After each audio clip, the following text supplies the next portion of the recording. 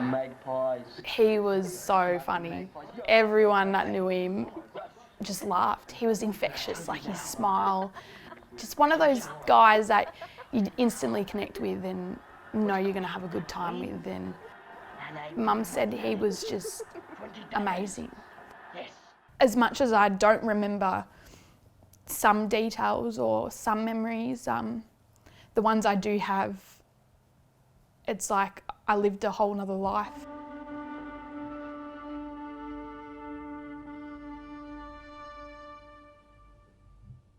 So I grew up in Western Australia, very close to a highway, and I remember my brother and I used to want to cross it all the time to get to the park on the other side, and I just remember always, having to hold someone's hand, and usually it was Mum and Dad. Mum met him when she was about 15, but they never started dating until she was a bit older. He was in the Navy for a few years, so he would come and go. And I suppose every time he'd come back, they would rekindle and eventually got together. Mum had my brother Corey when she was 19. A few years later, I popped out when she was 21, and I think she loved having that company while Dad was away, and kind of had pieces of him at home. But yeah, every time he'd come home, it was just like he'd never left. And then just being home, I just remember we'd have like gatherings, Christmas, we'd be out in the back and he'd be making everybody laugh. People just could not believe that he, out of anyone, was capable of, doing that or being so sad.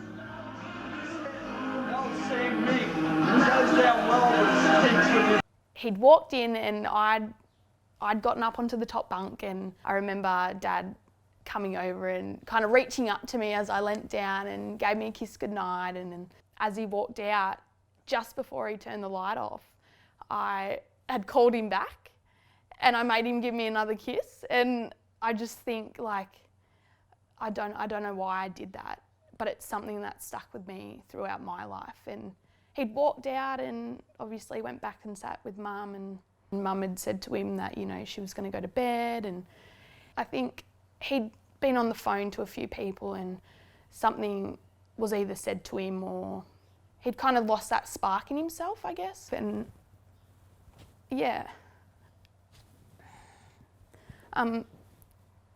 I just remember Mum waking up screaming, and my brother and I had to go. We kind of didn't know what was happening because we'd never heard that before, and I'd kind of like looked over and I saw Dad just kind of leaning up on the table, and he looked like he was just asleep, and Mum said that he wasn't feeling well, and the next thing I remember, like the flashing lights of the ambulance and my grandparents coming, and then we kind of left. Hello, Mummy. Hello, boys. The next morning I woke up at my cousin's house, and Mum had just said to us that, he'd passed away and that he wasn't coming back, and he'd only just tucked us into bed the night before. It was very confusing, and I got that chance to kiss him that second time, and I don't know if it was intuition that I knew something wasn't right, but then it's sad because, I wish he could have thought about that in those moments. So I found that really hard, but yeah.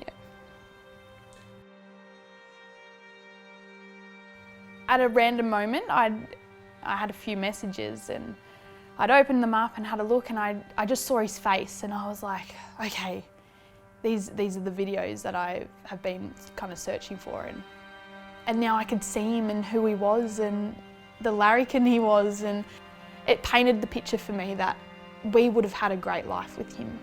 And I know Dad went through a lot and hid it so well, and I suppose in a way men think that's strong. So you've got to be that strong person that nothing can break, and we weren't there in his mind, and I just wish something had have kind of sparked that and made him kind of realise what he was doing.